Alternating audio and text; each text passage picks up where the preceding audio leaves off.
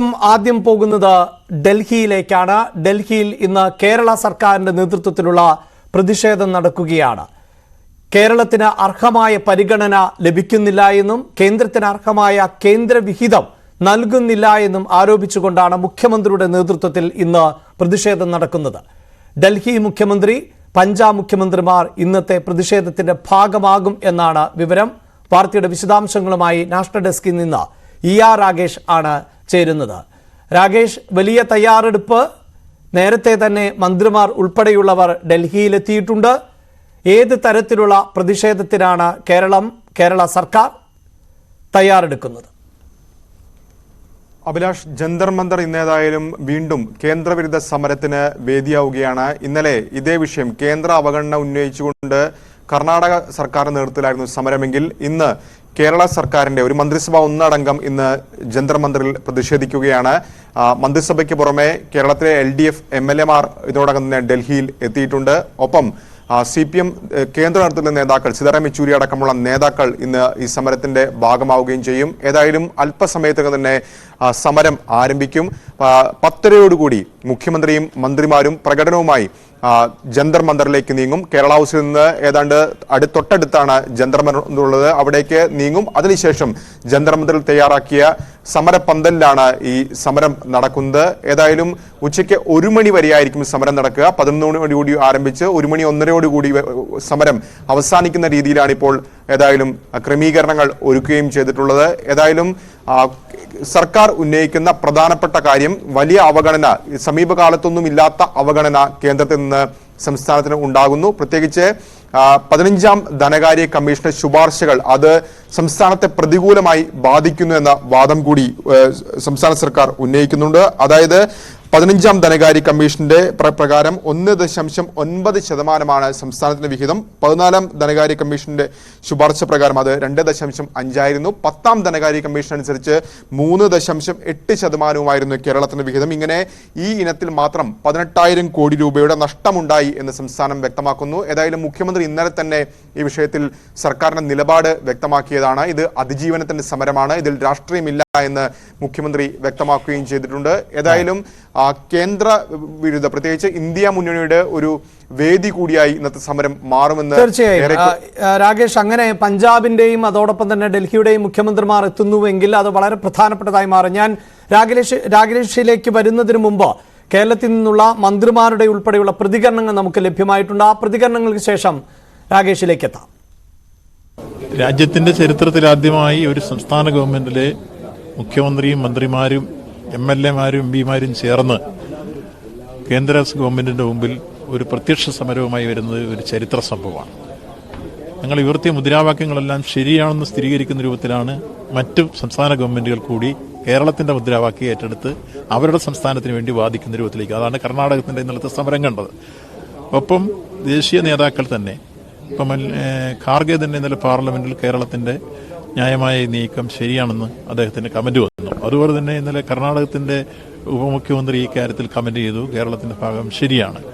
അതുപോലെ കർണാടകത്തിലെ മന്ത്രിമാർ, കേരളത്തിലെ കോൺഗ്രസ് പ്രതിപക്ഷം മാത്രം ഇങ്ങനെ പുറംതിരിഞ്ഞു നിൽക്കുന്ന ഒരു സമീപനം സ്വീകരിക്കുമ്പോൾ ഇടതുപക്ഷ ജനാധിപത്യ ഗവൺമെന്റ് ഉയർത്തിയ കേന്ദ്രത്തിന്റെ ഈ അവഗണനയ്ക്കെതിരെയുള്ള പ്രതിരോധവും പ്രതിഷേധവും ശരിയാണെന്ന് ദേശീയ തലത്തിൽ വൻ പ്രാധാന്യത്തോടുകൂടി ഇതിനെ കാണുന്ന ഒരു പൊതു സാഹചര്യം വളർന്നു വന്നിരിക്കുന്നു. ഒരു ദേശീയ മാനം ഞങ്ങളുടെ സമരത്തിന് വന്നു കഴിഞ്ഞിരിക്കുന്നു. കൃത്യമായി കേരളം ഇന്ന് സമരം ചെയ്യുന്നത് കേരളത്തിന്റെ നിലനിൽപ്പിന് വേണ്ടിയുള്ള സമരമാണ്.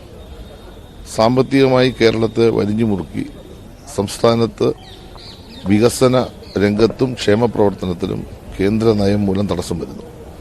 60,000-ഓളം കോടി രൂപ കേരളത്തിന് കഴിഞ്ഞ ഒരു വർഷം വെട്ടിക്കുറച്ചിരിക്കുകയാണ്.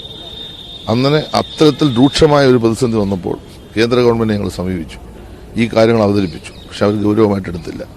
അത് കഴിഞ്ഞ് സുപ്രീം കോടതിയിൽ കേസിന് പോയി. അത് കഴിഞ്ഞപ്പോൾ നിവൃത്തിയില്ലാതെ വന്നപ്പോൾ കേന്ദ്രത്തിന് ഈ നിലപാട് തിരുത്തണം എന്നാവശ്യപ്പെട്ടുകൊണ്ടുള്ള ഒരു വലിയ പ്രൊട്ടസ്റ്റാണ് ഡൽഹിയിൽ ഇപ്പോൾ ഞങ്ങൾ നടത്തുന്നത്. ഞങ്ങളുടെ സ്റ്റേറ്റിന്റെ നിലനിൽപ്പിന് വേണ്ടി മാത്രമുള്ള ഒരു സമരമാണ്.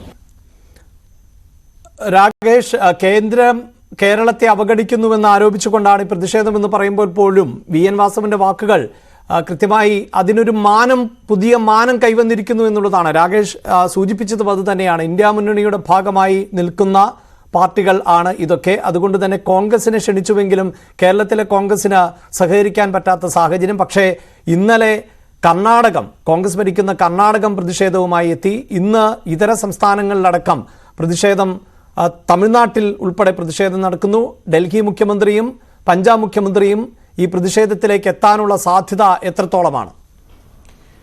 അഭിലാഷ്, കേരളത്തിൽ LDF ആണ് ഭരിക്കുന്നത്. പക്ഷേ ഇതൊരു ഇന്ത്യ വിരുദ്ധ ചേരിയുടെ, പ്രത്യേകിച്ച് BJP വിരുദ്ധ ചേരിയുടെ ഒരു വേദിയാക്കി മാറ്റാനുള്ള നീക്കങ്ങൾ നേരത്തെ തന്നെ സർക്കാർ നടത്തിയിരുന്നു. കാരണം ഏറെ നാൾ മുമ്പ് പ്രഖ്യാപിച്ചതാണ് ഈ സമരം. പ്രത്യേകിച്ച് കർണാടക സമരം പ്രഖ്യാപിക്കും മുമ്പ് തന്നെ കേരളം സമരം പ്രഖ്യാപിച്ചിരുന്നു.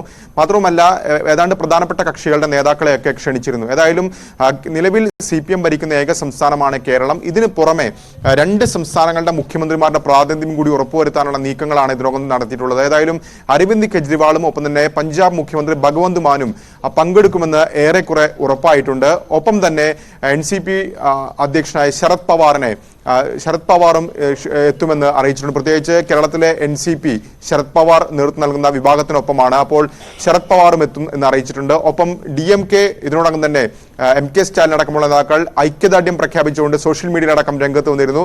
സ്റ്റാലിൻ എത്തിയേക്കില്ല, പകരം DMKയുടെ പ്രധാനപ്പെട്ട നേതാക്കൾ MP-മാരടക്കമുള്ളവരെ സമരത്തിലേക്ക് അയക്കുമെന്നാണ് DMK നേതൃത്വം അറിയിച്ചിട്ടുള്ളത്. ഒപ്പം RJDയും അവരുടെ നേതാക്കളെ പങ്കെടുക്കുമെന്ന് അറിയിക്കുകയും ചെയ്തിട്ടുണ്ട്. ഇങ്ങനെ ഒരു ഇന്ത്യ സഖ്യത്തിന്റെ ഒരു വേദി കൂടിയായി മാറുകയാണ് കേന്ദ്രത്തിനെതിരായ കേരളത്തിന്റെ സമരം. ഏതായാലും കോൺഗ്രസ് നേതാക്കൾ ആരും പങ്കെടുക്കില്ല.